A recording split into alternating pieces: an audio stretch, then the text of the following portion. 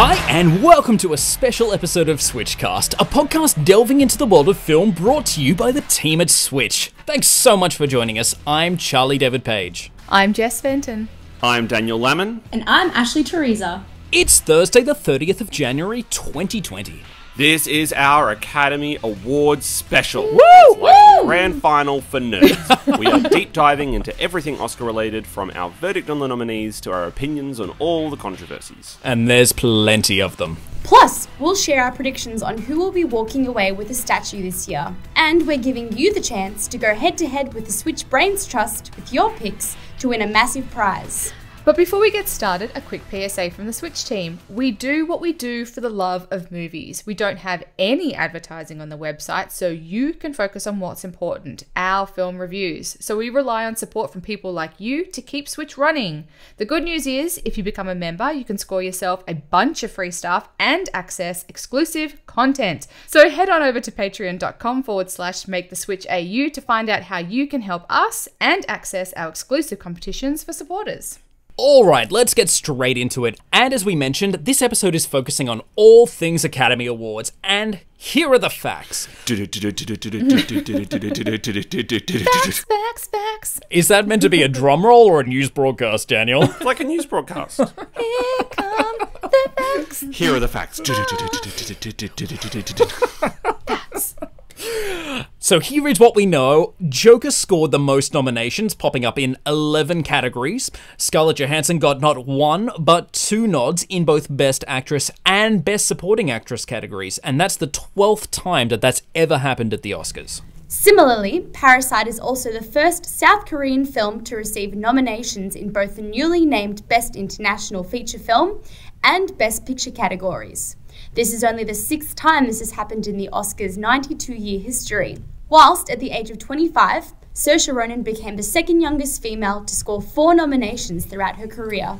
John Williams scored his 52nd nod for his work on Star Wars: The Rise of Skywalker, probably the best thing about the film, The Rise of Skywalker. He's closing in on Walt Disney's record of 59 nominations, and Martin Scorsese, up for Best Director for The Irishman, is the most nominated living director with 9. In all, a record 62 women, or almost 1/3 of the nominees, are up for Academy Awards this year. And yet, despite all these historical events, they still couldn't manage to find a single female director from the past year to celebrate. Oh, because there's not, that many women this year that made great films. I mean, where were they?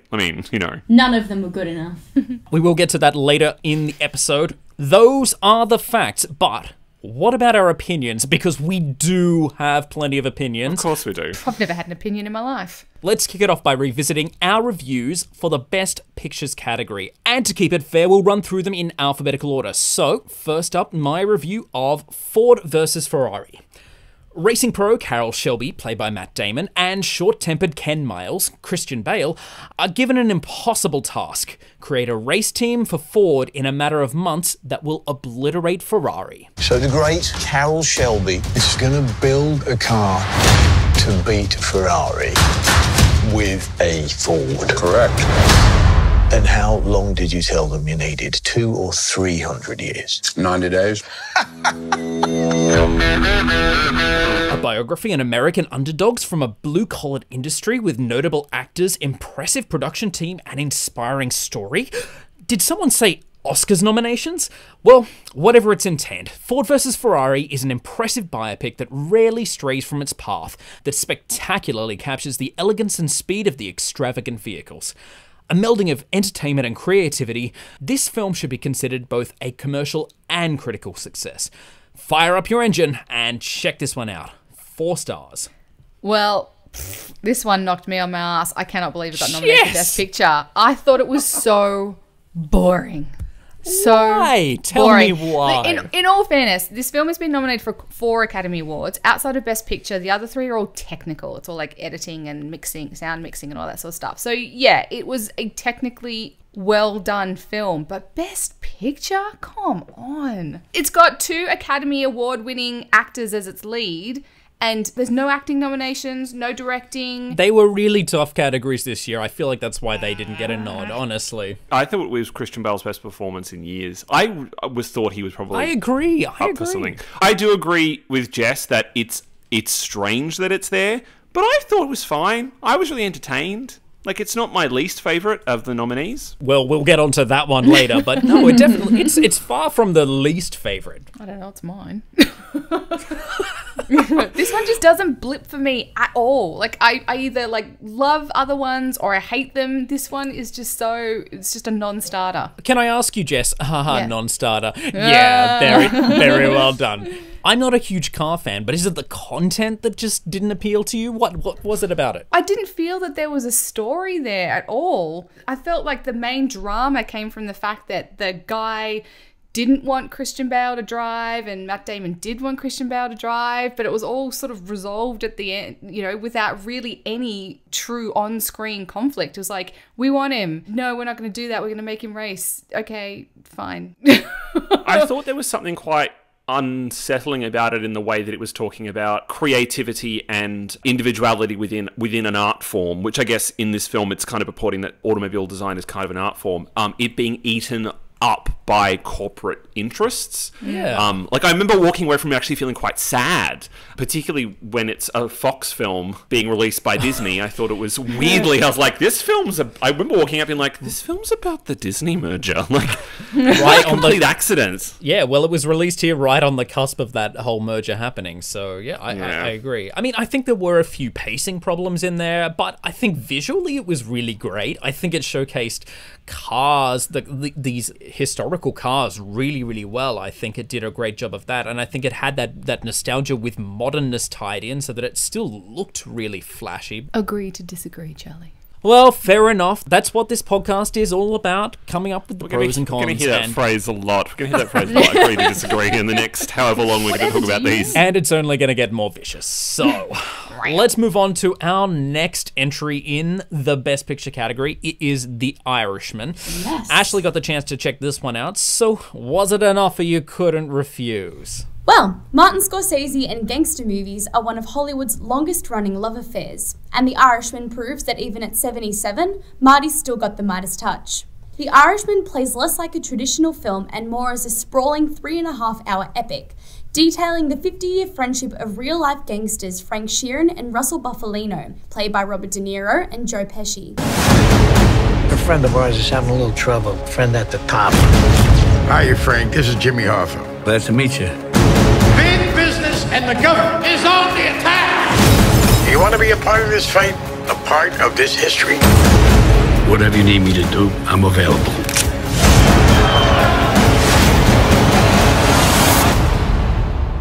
Only 3 people in the world have one of these, and only one of them is Irish. You know how strong I made you? Scorsese uses groundbreaking de-aging CGI and incredible performances from his cast to explore how film as a medium can simultaneously explore friendship, family, sacrifice, and loneliness. The Irishman, quite simply, is Scorsese's love letter to filmmaking. It's insulting that Scorsese is up against Todd Phillips in so many Oscar categories, when his film Joker plays like a cheap highlight reel of Scorsese's work. Imitation is the highest form of flattery, I guess? 4 stars. Okay, let's put Joker aside for the minute where it belongs. I don't even know where to start with this. Like, it's a fucking great film. Like, it's one that stuck with me and has stuck with me ever since I've watched it, like, at least 3 times since seeing it at the cinema. It's like 11 hours of your life. It's worth it. I mean, it's the advantage of having it easily available by being on Netflix, but it's one I keep putting on just because I find it so weirdly soothing and really endlessly fascinating. The way that Scorsese, who, like, you know, he's, as Ashley said so beautifully, he's the preeminent director in this form of this genre of the gangster film. And the way that he deconstructs it piece by piece and analyzes it and breaks it down and reinterprets it is really stunning. And also, like, the performances are great. It's so beautifully made. It's endlessly entertaining and then incredibly crushing. And I actually admit one of the things that I would have loved to have seen this film being acknowledged more so is actually the performance of Anna Paquin. I think Anna Paquin is pretty fucking extraordinary. I think she's pretty fucking extraordinary in anything. But yeah, for this film, for sure. It has this great advantage of, because it's moving backwards and forwards in time so beautifully and so seamlessly. I never felt it felt as long as it was. Yeah. Because it's constantly moving and it's constantly throwing curveballs at you every 3 seconds of things you don't expect. And it's also the energy of the film. It's also in the way you're seeing, particularly from not only Joe Pesci, but also Al Pacino steals the film as Hoffa. Like, Oh, 100%. and it's seeing them at the top of their game. It's seeing Scorsese, who hasn't made many bad films of late. Like Wolf of Wall Street's amazing, Silence is amazing, Shutter Island is amazing. But this is kind of him exercising the absolute top of his powers. In any given year, in any other year, if the competition wasn't as strong as it is, this would easily take out a Best Picture and Best Director. Yeah, I think it's fabulous. I absolutely adore it. All right, so a quick question for everyone. Is it going to take home the Best Visual Effects category? No. No. No. But I mean, it's one of those things where it's like, yes, it's the biggest budget that Scorsese ever had, but it's a limited budget. They did the best with what they had. They tried something really bold, and it works mostly. They get away with it. I don't get why people hold it against the film. They did the best they could. It's essentially an independent film, so like, give it a break. All right, we got to move on. So let's go through this. A, B, C, D, E, F, G, H, I, J. Okay, Jojo Rabbit.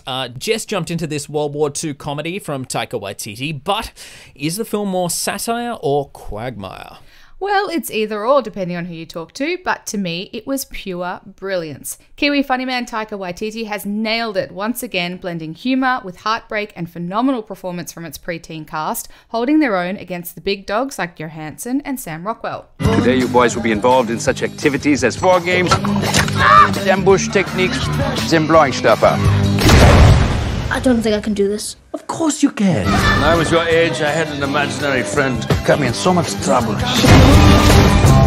Kids, it's time to burn some books! Did you know Jews can read each other's minds? But how would you know if you saw one? They could look just like us. Hi. You know what I am? Say it. A Jew. Gesundheit.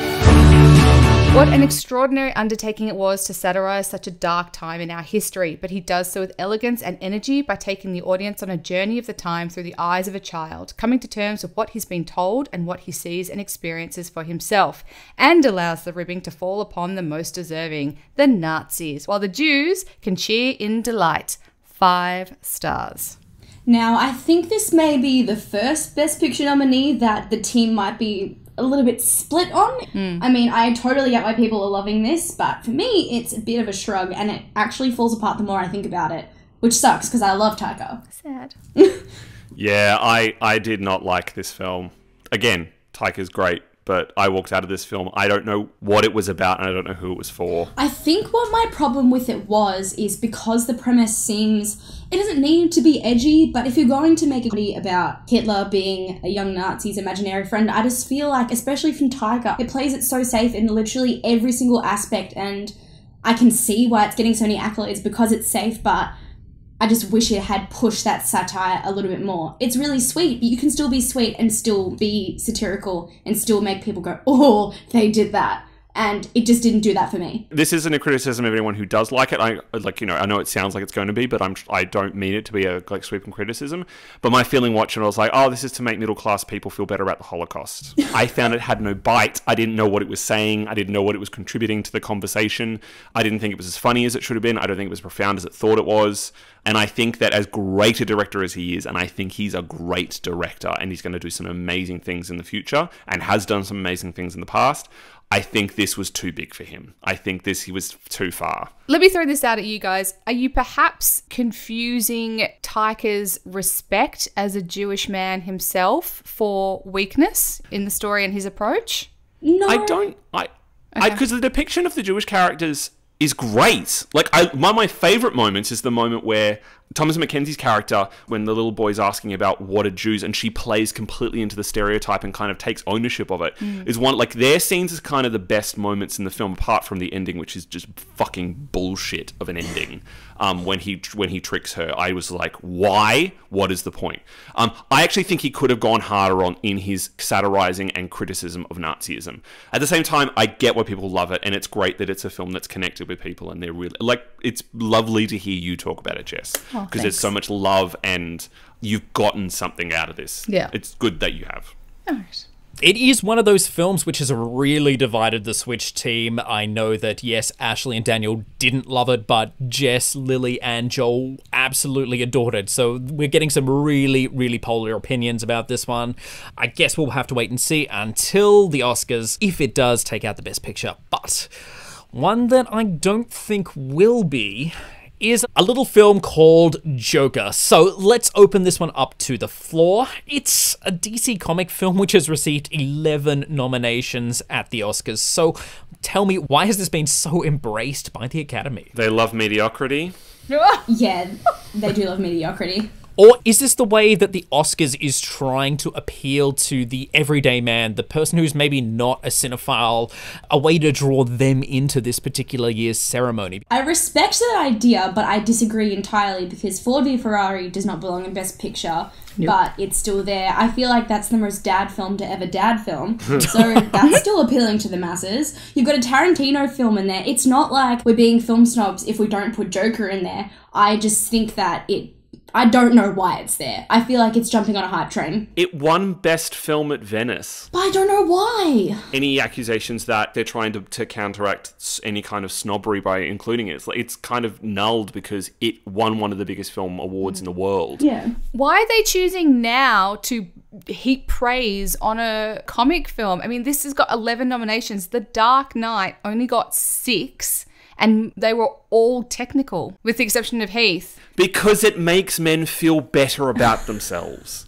I think the conversation around it being a dangerous film has kind of fallen away, mostly just because once everyone saw it, the consensus of people who didn't like it was, oh, well, it's not good enough to be dangerous. Like, it's apart from the cinematography and the score, it's a mediocre film at best. Agreed, yeah. It's not well written. It's certainly not well performed. Like, I remember feeling the exhaustion of, great, we've got another 6 months ahead of everyone debating about great acting being yelling and screaming and straining your muscles and dislocating your shoulder, and that's what great acting is. And treating your staff like shit, too. It's such a forceful film in how angry it is. Its anger isn't useful. Its anger doesn't go anywhere. The film has no purpose or no point. We have to assume, because otherwise, if we're going with what the film appears to be about, that's deeply uncomfortable and deeply problematic. But it's not good enough or intelligent enough to even be about that.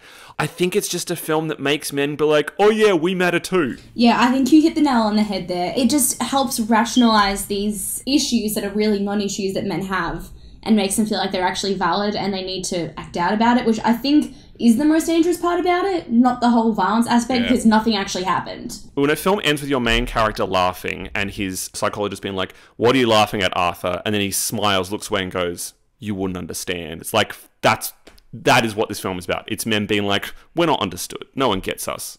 So let's yell about it for 2 hours. Well, yes, it is up for 11 nominations, but my suspicion is that it's going to end up, like so many films in the past that have been overly nominated, receiving 1 or 2 in the technical categories and being pretty much snubbed elsewhere. So fingers crossed, that is what will happen here. But time to move on. Let's take a look at Little Women next. #1 Greta Gerwig fan, Jess, jumped at the chance to check out this adaptation, but is this family affair a novel idea? Oh, my love, my goddess, my heart, Greta Gerwig has done the impossible, put a new and modern spin on an old and oft-adapted classic. But it's not My Little Women. For every new element Gerwig has brought to the forefront, such as feminism and independence, it comes at the sacrifice of Alcott's original story. This is Meg, Amy, Beth, and Joe. I intend to make my own way in the world. No one makes their own way, least of all a woman. You'll need to marry well. But you are not married, aren't you? Well, that's because I'm rich. We can leave right now. I'll sell stories, and you should be an actress, and you should have a life on the stage. Just because my dreams are different than yours doesn't mean they're unimportant.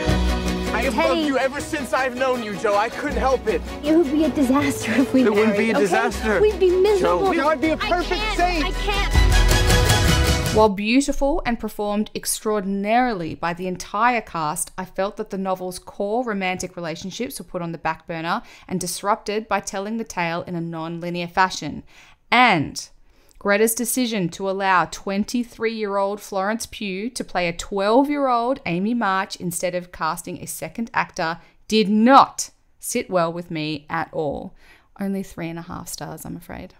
Look, Jess, maybe I didn't quite have as much animosity towards it as you did, and you clearly still really enjoyed it, but I think I enjoyed it a little bit more and perhaps didn't have that touchstone of the earlier version to rely on. I do 100% though agree with you with the Florence Pugh thing. I do think it was really silly for her to be kind of playing this prepubescent girl, and it just it didn't sit well with me either. I did not enjoy that. I think she was fantastic as in the adult section of the film.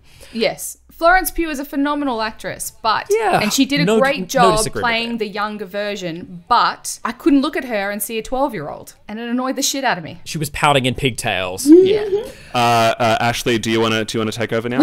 Ashley, do you want to start? No, I do see your point in that as well, but I also think that by keeping Florence in both young and older Amy, it kind of makes her growth even more juxtaposed. Like, I've never read Little Women before. This was actually my first introduction to the story, and I know that a lot of news outlets have been saying that this is the first time that Amy's really been painted in somewhat of a sympathetic light. So I feel like watching her go from a 12-year-old brat, which Greta lets Florence absolutely run with, and it's hysterical, and I was cackling hysterically, to this woman who wants just as much ambition as the rest of her sisters, but may not have the talent to get her there. Watching her resign herself to that fact, and, you know, she's got all this pressure to be the one that marries for money in the family. I feel like watching her go from the young brat that has everything handed to her to have to actually realise that life may not be served up on a silver platter as she thinks it might be. I think it really works. So maybe it's because I'm in love with Florence Pugh. Who knows? Maybe that's got something to do. Maybe.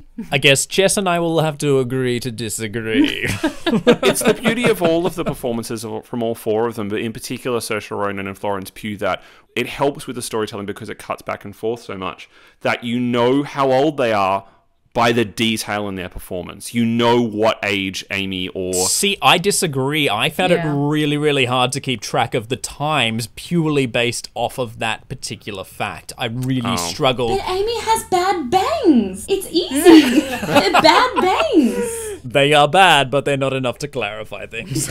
Well, to finish this off, Little Women is a masterpiece and a modern classic, and you're wrong. Just so you know.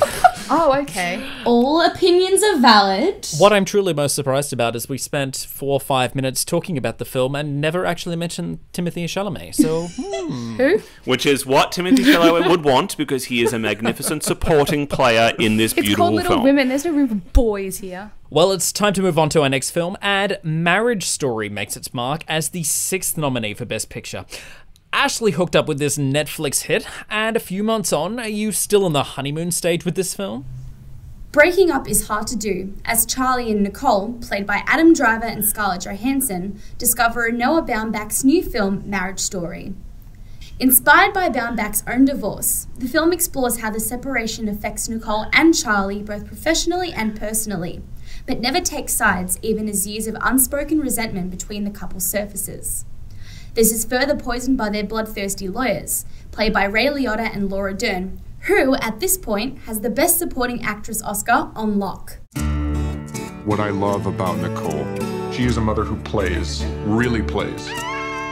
What I love about Charlie, he loves being a dad. He loves all the things you're supposed to hate, like waking up at night. She knows when to push me and when to leave me alone. So I'll tell Charlie what's happening, and Cassie, you then hand him the envelope. I just get nervous. Well, can you unserve? What do you mean, like take it back? Charlie and I are getting a divorce, Mom. You can't be friends with him anymore. Eventually, it'll be the two of you having to figure this out. Together. Despite its simple premise, Marriage Story demands deep dissection and has rewarded my attention even after multiple viewings. It's an unflinchingly real portrait of how people with good intentions are turned ugly by their predicament. It has affected me emotionally in a way few films ever have, and is undoubtedly my favourite film of 2019. 5 stars. I'm going to make Ashley like me again. I loved this movie. As you should. Yeah, no, I think it's brilliant. I am so ridiculously in love with Adam Driver. I would watch him in anything, and he is phenomenal in this film, as is Scarlett, as is everyone. Even the new Star Wars film? Sure, whatever.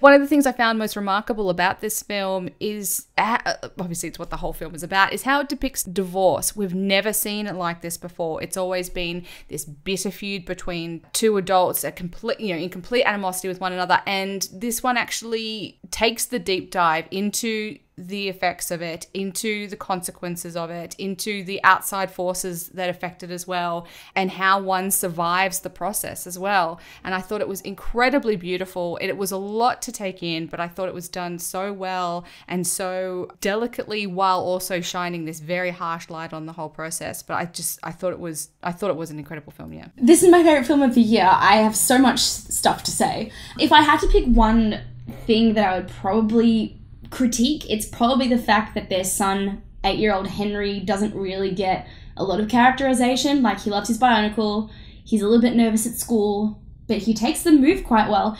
I don't think that him not really having much of a character is a bad thing, because Charlie and Nicole they're so focused on themselves, and they're trying to preserve themselves, even though they want the best for their son. The way that this divorce is eating away at them, he kind of gets put to the wayside, so it feels realistic. Like, Nicole tries to make up for it by buying him gifts, which is something that on my second watch, I was like, oh my God. Like, it's not really focused on, but it's such a normal thing to happen in a divorce. Whereas Charlie is so focused on getting time with his son that when he does have time with his son, he's still stressing out. So I feel like in that regard, even if I wasn't entirely happy that Henry isn't his own character, I can understand where it's coming from, and it feels real, and it just makes me love it. It's a masterpiece, it's a modern classic, and all of you are correct. If Adam Driver doesn't win the Oscar, I'm going to flip a table. Oh, gee. Tables beware. Tables beware. Hold your horses, hold your horses. Beware. We will get to that in due time, people. We will get to that in due time. But I think the thing you hit upon, Jess, about it feeling fresh and different is the fact that he wanted it to be a love story. So it's a film about divorce, but it's still a love story, which is really quite beautiful and very profound and very moving. Well, I think we can agree that Marriage Story is a definite front-runner for Best Picture, but we will come to our picks later on in this episode. For now, next up is 1917. Lance Corporals Schofield and Blake, played by George McKay and Dean Charles Chapman, are deep in the throes of World War I when they're entrusted with a near-impossible task: delivering a message to call off an impending attack on the enemy to save the lives of 1,600 British troops. If you fail, it will be a massacre. Let's talk about this for a minute. Why? We've got orders to cross here. That is the German front line. Hold back! If we're not clever about this, no one will get to your brother. I will.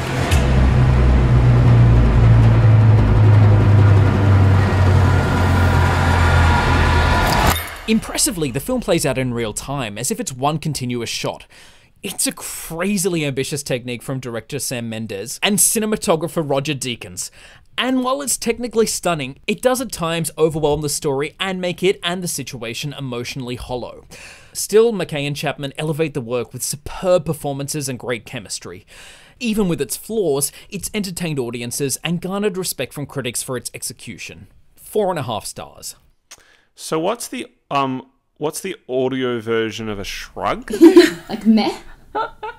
It is a technically impressive achievement, but it's a pretty emotionally inert film. I went in like pumped to see this. And I mean, the comparisons to Dunkirk are inevitable because they are both technically proficient films dealing with British responses to war done in an unusual and groundbreaking, in some capacity, storytelling manner.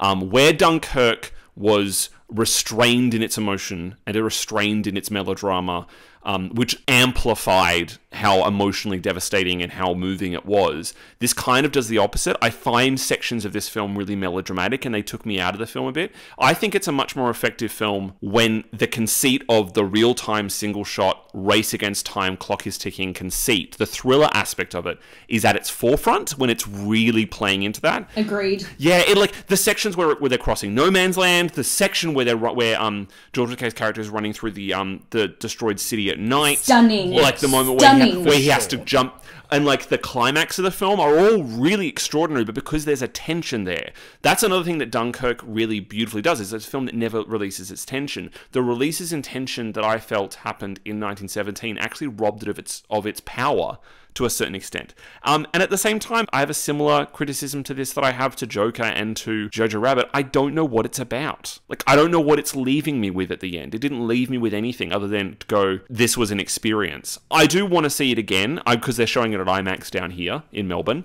So I want to see it in that format, but yeah, it didn't leave much of an impression on me. Look, I agree with you 100%, Daniel. I feel like we're ganging up on every movie in, like, together.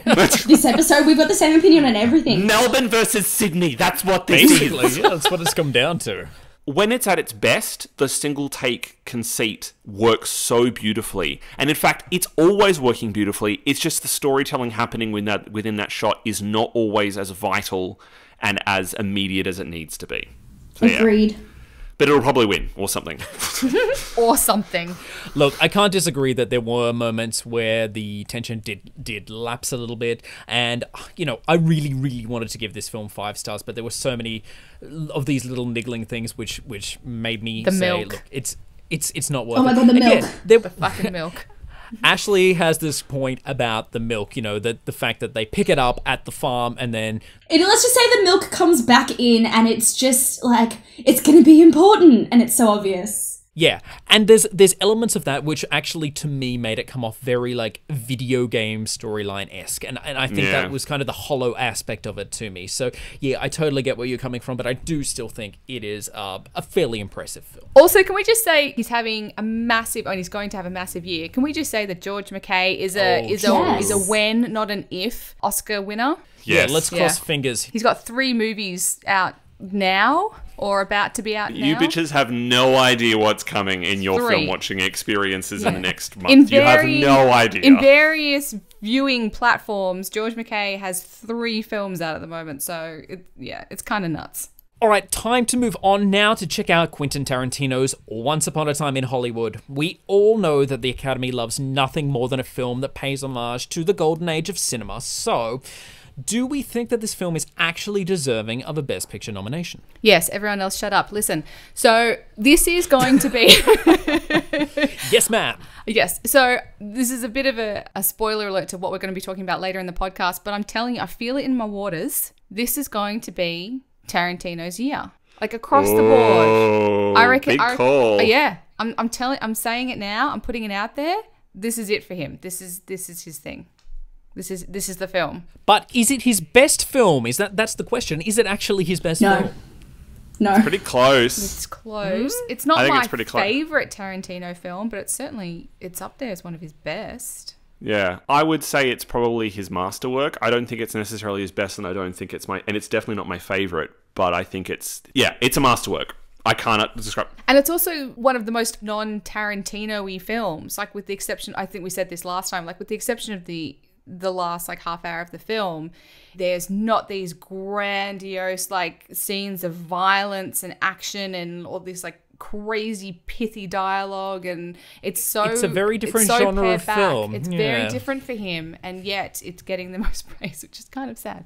I think that's because he's subverting expectations. Like, we've known him for doing ultra violent things. That's what a lot of my friends know him for. So when they came out of it, they were a little bit disappointed, like, oh, the only, like, the last half hour was interesting, but the rest was boring. But for us, and for, you know, people who are more invested in film, I do feel like it's nice to see, you know, he can do more than just the ultra-violent stuff all the time. So that's why it's getting so much attention. Or is it because it's his most accessible film for general audiences? I actually think it's his least accessible film. Yeah. Like, because I mean, in most of his other films, if you think about it, like, yes, Glorious Bastards is a masterpiece. Kill Bill is amazing.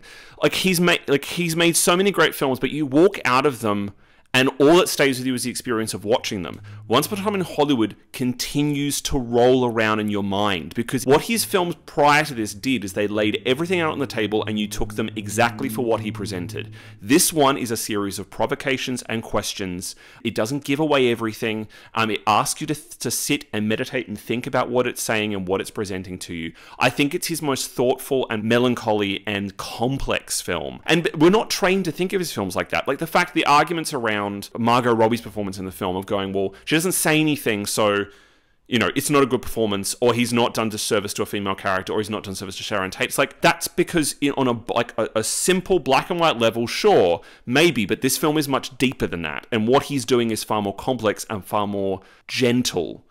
So yeah, I actually think that's the reason why it's maybe getting more attention, is because it's the most mature thing he's ever made. Well, I guess we will find out if this does appeal to the Academy and whether or not it takes out Best Picture. But we do still have one more film to get through. It is a favourite amongst the Switch crew. It is Parasite. Yes. Now, Jay gave this critical darling 5 stars in his review, and it also featured heavily in our top 5 of 2019 lists. But what are its chances of actually taking out the Best Picture category? Absolutely none. Oh, no. I'm with Ashley. Yeah, I don't think it's going to get the recognition it deserves. We will talk about it later, but I'm a no. It's not going to win, and it should. It should. I don't think it's going to win, but I think it's certainly going to be up there in terms of votes. I mean, it's certainly going to get more votes than fucking Ford versus Ferrari. I think it's going to win. I actually think it will win. I think there's a very strong possibility. And the argument that I keep hearing about it is it's the one film out of all those films that everybody likes. Yeah. Because it's that good. Well, I'll tell you this. It will 100% win Best International. Oh, yeah. I agree that. But because it's preferential voting, this is the one that most people are just going to put as number one. Because it's actually, of all those films, it's the one that has had no controversy attached to it. It's the one that has constant universal praise. And I think it's also one that a lot of people want to win. So, I will cry. I will be so happy. If it wins, I won't be surprised, but I certainly don't believe myself that it will win. Yeah. Are American voters ready to give an international film Best Picture? That is the real question. Bloody hope so. 2020 people be woke.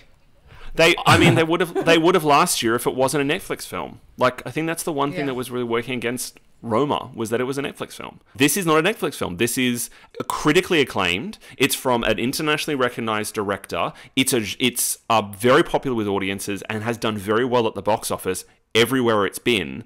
The only box it doesn't tick is that it's in a foreign language, but it kind of does everything else. So, I don't know. I won't be surprised if it doesn't, but I really hope that it does. Oh, me too, but I just don't think it's going to happen. And I'll cry and yell and scream and... I guess we'll have to wait and see whether the Academy has changed enough in the past 5-10 years to really accept an international film as Best Picture. Please give it Best Picture. I think we can all agree that it actually deserves it. Yeah, like... Switch prayer circle. It's just one of those films that you just kind of sit in front of it in awe that it can be as entertaining, as accomplished, and as furious as it is. It's kind of almost a perfect film. I think it might actually be a perfect film. Like, give Best Picture to a classic again. Please. And now we want to hear your Oscar picks too. We have a giveaway running right now. Go head to head with the Switch team for your chance to win big. If you correctly guess the most winners at this year's Academy Awards and beat our brains trust, you'll score a massive prize pack. So head to maketheswitch.com.au to enter now. This year, the talk from so many award ceremonies has been the lack of females in the directing category. And when the same faux pas happened once again with the Oscars, nominee host Issa Rae had this to say. Congratulations to those men. That's just the tip of the iceberg in regards to missed opportunities. So, what else do we think was snubbed in this year's nominations? All right, I'm just going to get this out of the way right now.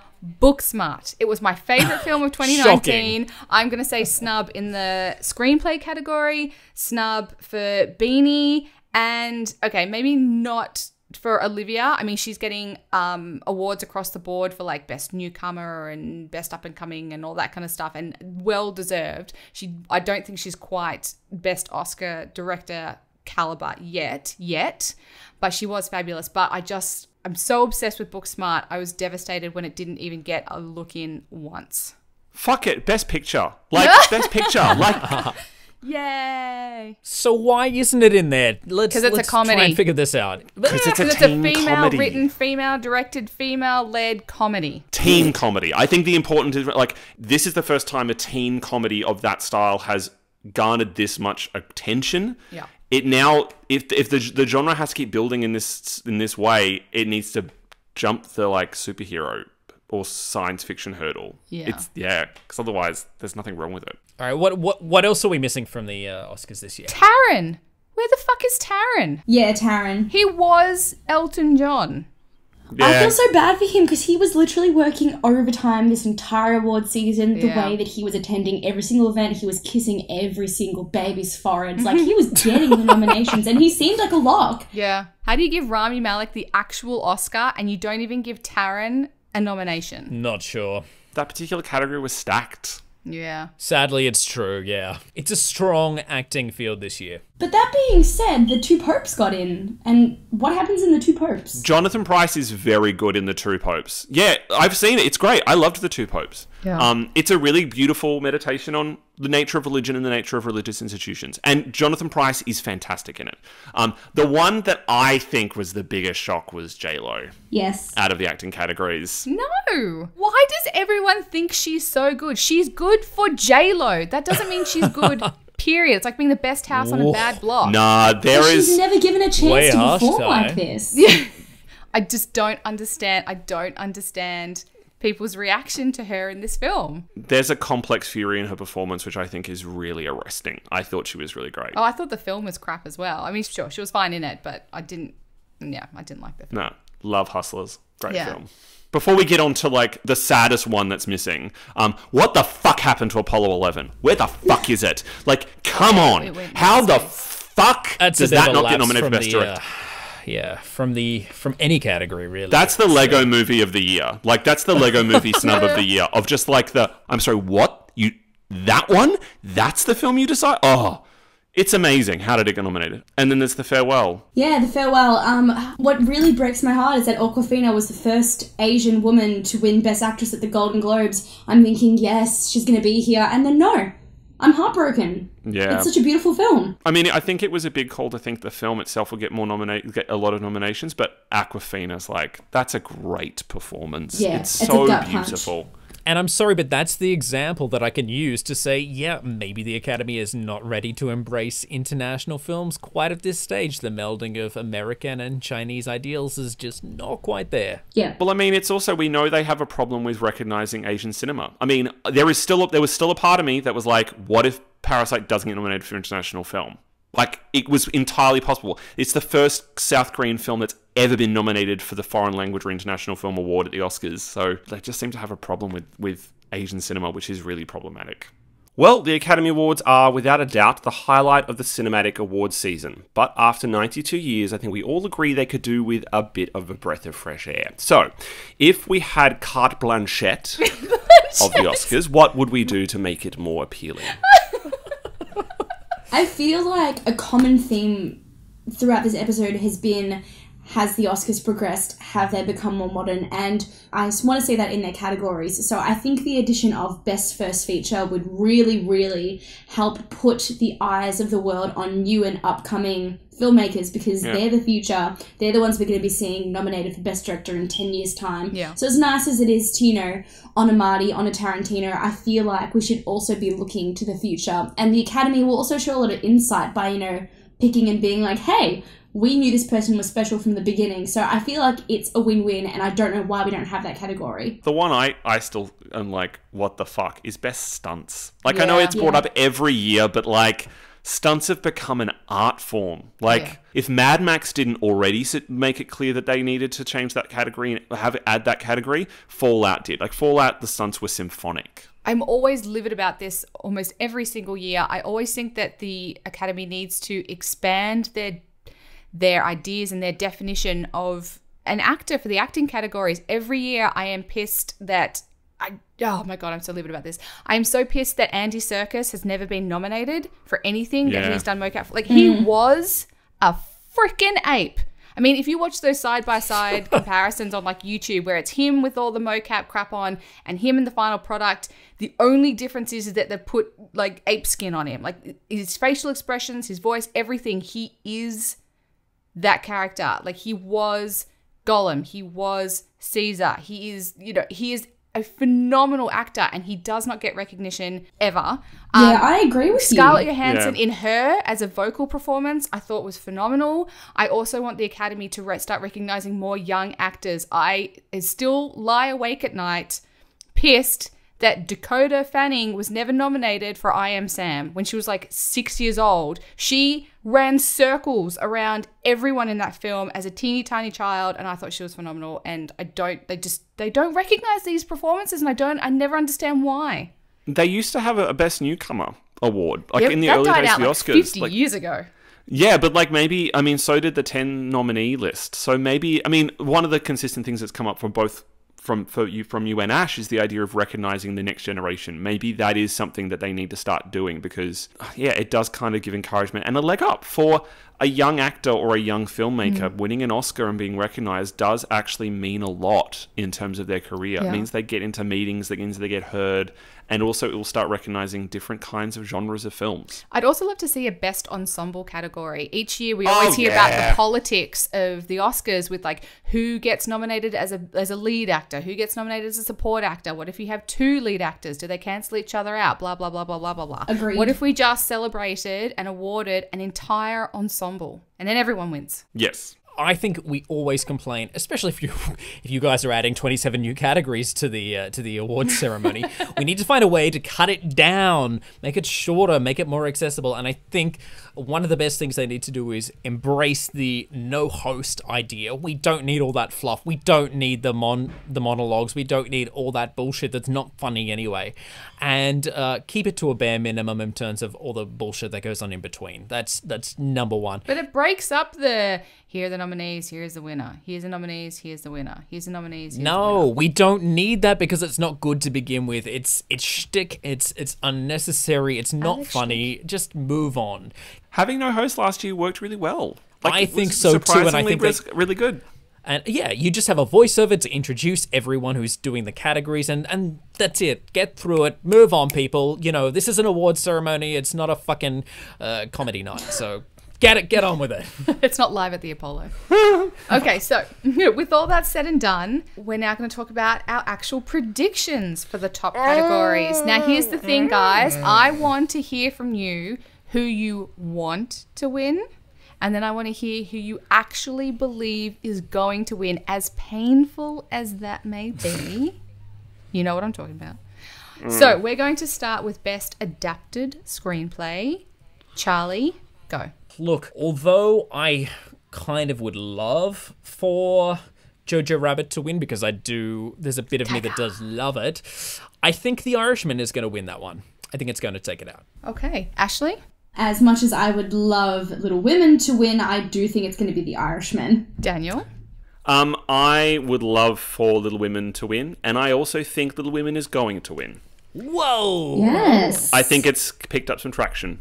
Out of all those screenplays, I've seen all those films, it's the best screenplay out of the five. Okay. Oh my God, my heart is bursting. I want Taika to win so bad. Who I think is going to win, I'm actually going to agree with Daniel. I think as an apology for her lack of Best Director nomination, I think the Academy is going to vote in Greta's favour. It is stunning. It's the only one that is actually an adaptation. Like it's not just following the linear narrative of the story that it's telling. It's a proper wrestles with the material, asks it questions, puts it in a different format, recontextualizes it. I think it's one of the best adaptations, full stop, that I've seen in a long time in any medium. So yeah, Jess and I, yes. Yeah, okay. Moving on to Best Original Screenplay, Charlie. I said Charlie. The one I want to win is Knives Out because I kind of love it. I love it to bits. I think that, and I think it's equally as deserving, but Marriage Story is probably going to take it out. Ashley? As much as I would love Knives Out to win, because it would be a massive middle finger to all of the Last Jedi haters, I do think Once Upon a Time in Hollywood's going to win. Yeah. Daniel? I would love Parasite to win this, but I agree with Ashley. I think it's going to go to Tarantino. I want Tarantino to win, and he's going to. So there you go. All right, best supporting actor, Charlie. Oh, supporting actor. Okay, I think I would both like and believe that Al Pacino is going to take it out. I think he deserves it. I think he needs it. Yeah. All right, Ashley. I would like Al Pacino to win, but I feel like Brad Pitt's got it. Daniel? I would love it. I think it's one of Al Pacino's best performances. But I do think Brad Pitt's going to win it. And I actually don't have a problem with Brad Pitt winning it because I also think he's pretty fabulous in that. But yeah, if Al Pacino won it, I'd just die of happiness. Okay, who's copying off whose homework there? Excuse me! Anytime someone says, I agree with Ashley, I level up. No, I want Brad to win. I reckon he's got it in the bag. It's nice for him to win for a good performance. Absolutely. All right, best supporting actress, Charlie. I want Margot Robbie to win because I think she's a stellar performer, but I also want and think that Laura Dern will win because she's a stellar performer. Ashley? Laura Dern should and will win because she's amazing, although seeing Florence Pugh up on stage crying over an Oscar would be amazing. Daniel? Yeah, look, I know Laura Dern is going to win, but I'd fucking love for Florence Pugh to win. But also, I know that she's going to win one day because she's future Academy Award winner Florence Pugh. So yeah, Laura Dern's going to win. Yeah, no, I agree with the Florence Pugh bit. I want ScarJo to win. I'm sorry, I do. But I reckon it's Laura. It's Laura's. It's in the bag. All right, yes. All right, best actor, Charlie. This is a tricky one. Look, I think, and I believe that Adam Driver will take out actor. Oh God, if he's only. got to. Yeah, from your lips. Ash? You know how invested I am in this. I want Adam Driver to win so bad. He was probably my favourite performance of 2019. But with that being said, I do feel like Joaquin Phoenix is going to take it. And I wish he was getting it for something else. But he's going to take it. And I'm going to cry. All right, Daniel? Yeah, look, I'd love Adam Driver to win it, but I'd also love Antonio Banderas to win it. He's just so fucking exquisite in Pain and Glory. But the fucking joke is now Joaquin Phoenix is going to win. Like, it's Joaquin Phoenix. It's fucking great acting is yelling and screaming and punching things, apparently. So. And making people quit their jobs. And dislocating your shoulder. I'll keep bringing it up. Don't forget the weight loss. It's all about the weight loss when you're trying to win an Oscar. True, that is always important. Yeah, I want Adam to win with all my heart. It's going to be Joaquin's. Let's face it. Okay, moving on because that's disgusting. All right, best actress, Charlie. I want Renee Zellweger to win it because I do think she was transformative in that role, and also because I really wanted the film to be so much better than it was, but that's another story entirely. I do think Scarlett Johansson will take it out, though. I think she is very deserving of it too. Oh, okay. Ash? This is one of those categories where I don't really have an opinion either way. Like, I do think that, look, I do love Scarlett Johansson in Marriage Story, but I wouldn't be crying my eyes out if she lost. I do feel like Renee Zellweger is going to take it, but it's the most Oscar-y performance to ever Oscar performance. Her intent is so obvious from the get-go. Yeah. It is so run-of-the-mill. This is Oscar bait. So you know what? If the Academy fall for it, I don't blame them. Yeah. Daniel? I mean, I'd love Saoirse Ronan to win because then it would be a massive middle finger for not giving her Best Actress for Lady Bird, but I don't think she will, and I don't think she deserves to. I actually think that Scarlett Johansson's pretty fucking extraordinary in Marriage Story. She is. Yeah, I think it's the best performance she's ever given, and that includes Under the Skin, which is a big deal. I've actually not seen Judy yet, but I also think Renee Zellweger is going to win it. Like, nothing's beaten her yet, so I think... Yeah, 100%. It's Renee's to lose. Again, I would love to see Scarlett win, and Saoirse is always phenomenal, but this isn't Saoirse's Oscar. It's gonna come down the line, and it shouldn't be. Like, it's not her best performance. She's fucking amazing in it, but I think she has it's not a Lady Bird level. Yeah. All right. Between her and Amy Adams, I just need 1 year where both of them are just absolutely better than everyone else because they both need Oscars, and I'm sick of just waiting around. Yeah. Amy Adams has definitely been better than everybody else before, but she probably wasn't even nominated. Those two gals are going to be like Leonardo DiCaprio. We're just going to wait forever and a day for them to win, and when they do, it's going to be magnificent. And they won't have to sleep in a fucking horse in order to do it. He's hoping. We're getting down to the nitty-gritty. Best Director, Charlie. Okay, I really Silence, want... Daniel. I really want Bong Joon-ho to win this one. I think Parasite deserves it. I think Quentin Tarantino is going to get it for Once Upon a Time in Hollywood. Woo. Ash? I want Bong to win this so bad. But with that being said, I wouldn't be upset if I see Tarantino win. I think he will. All right, Daniel, as the actual director among us. As the actual director among us, Bong Joon-ho's direction in Parasite is the best direction of the year. It's amongst the best direction of the decade. It's fucking extraordinary. It defies description. I can't believe he pulled that off. But they're going to give it to Sam Mendes for his gimmick. Yeah. All right. For me, it's Tarantino across the board. This is his year. I want him to win. I reckon he's actually going to win. All right, last one. Best Picture. Daniel. I want Parasite to win, and I really think it will. Okay, Charlie? I love your optimism, Daniel. I want Parasite to win too, but I'm pretty sure Once Upon a Time in Hollywood will. I mean, if that was the case, then it'd also be really Daniel, good. you had your moment. Ashley? Okay, I really want it to be Parasite, and I don't think it will be, because I've been waiting all damn episode to say this. They've nominated in so many other things. They're going to give it, Best International Feature, and they'll be like, oh, we've done our job. We don't need to give it Best Picture. Yep. Best Picture's going to be between Joker or Once Upon a Time in Hollywood. I haven't decided yet. All right, again, broken record. It's Once Upon a Time in Hollywood across the board. This is Tarantino's year, people. You heard it here first. It's his year. And you know what it means? After all those predictions, it'll go to fucking 1917. It'll go to Ford versus Ferrari. I actually think it's going to go to 1917. Like, I want it to go to Parasite. I think it'll go to Parasite, but I'm pretty sure it's going to go to 1917. We have some great giveaways up for grabs this week. First up, we have 5 double passes to see For Summer in cinemas. Nominated for Best Documentary Feature at the Academy Awards, the film tells the story of Wad al-Khatib's life through 5 years of the uprising in Aleppo. Her camera captures incredible stories of loss, laughter and survival as she wrestles with an important choice, whether she should flee the city to protect her daughter's life. We're also giving away 5 double passes to check out The Peanut Butter Falcon. Zach, a young man with Down syndrome, runs away from the nursing home where he lives to chase his dream of becoming a professional wrestler. Tyler, a small-time outlaw on the run, becomes Zach's unlikely coach and ally.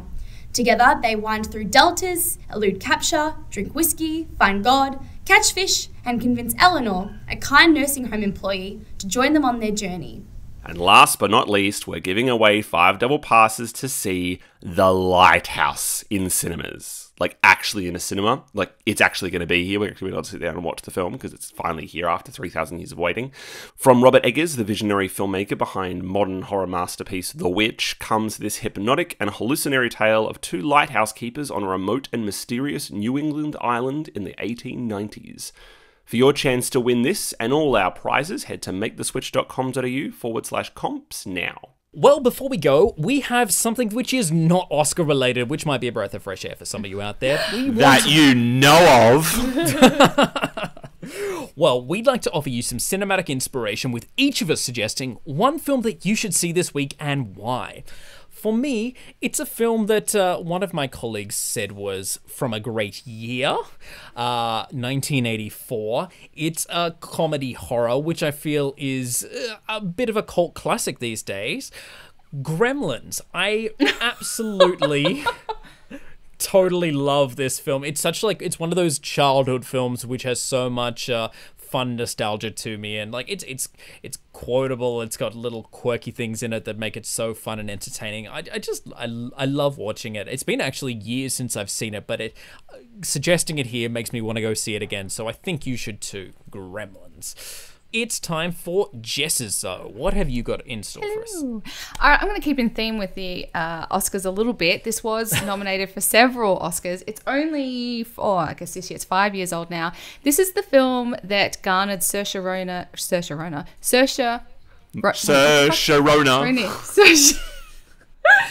Oh my God. Okay. This is the film that garnered Saoirse Ronan her 3rd Academy Award nomination. It's Brooklyn. This also got Nick Hornby his 2nd Academy Award nomination for screenplay. I feel that this film was very underrated and underappreciated. It was, it got a couple of niche nominations here, there, and everywhere across the awards season, but it is just This film killed me.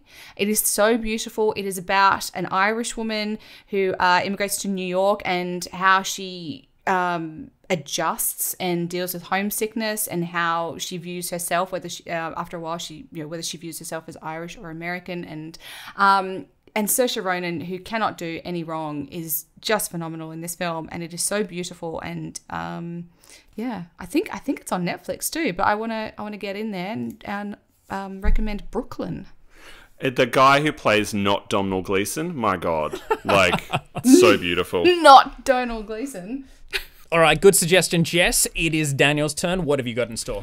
I am actually going to recommend a very, very, very recent film because we don't get to the podcast very often. It means we don't get to talk about recent films very often, and this one I think is very much worth seeing. Also, because it's Australian, I'm going to recommend True History of the Kelly Gang.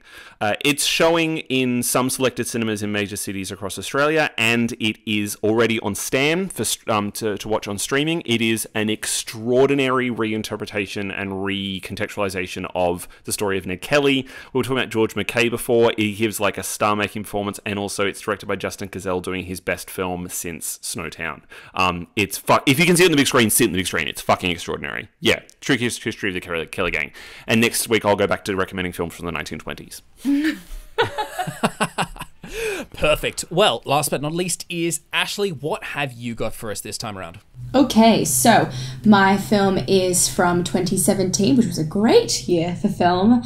This one is so intense, and I cannot explain the experience beyond watch it yourself. It made my best of the decade list with very good reason.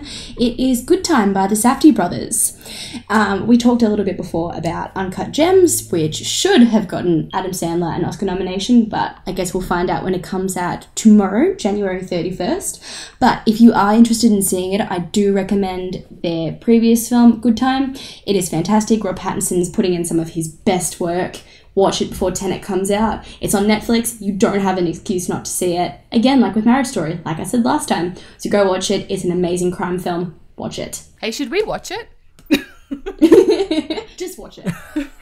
Well, some fantastic recommendations there, and you can find the links to all the articles that we've talked about, including our reviews for the Best Picture nominees from this week's podcast at maketheswitch.com.au. Please subscribe to SWITCHCast on iTunes or your favourite podcast platform, and don't forget to rate us, and stay in touch on Twitter. I'm at Charlie_David. Jess? At Miss Jess_Switch. Daniel? At Daniel Lamon. And Ashley. You can find me on Instagram at ashmatxx. Like it, follow it. You can find us on Facebook, Twitter, Instagram, and YouTube at MakeTheSwitchAU to stay up to date with all the latest reviews, news, trailers, and giveaways. You can find all the notes and links to everything we've discussed on this week's podcast, as well as other episodes, by visiting switchcast.com.au. And if you've enjoyed today's podcast and want to hear more from the Switch team, we'd really appreciate your support. We keep the site ad-free so you can focus on what's important, our film reviews. So to keep SWITCHcast running and score some free stuff, head to patreon.com/maketheswitchau to find out how you can help. Thanks so much for listening. We will be tuning into the Oscars on Monday the 10th of February, Australian time, much like everybody else in the world. So good luck to all the nominees, and we look forward to seeing you all again soon.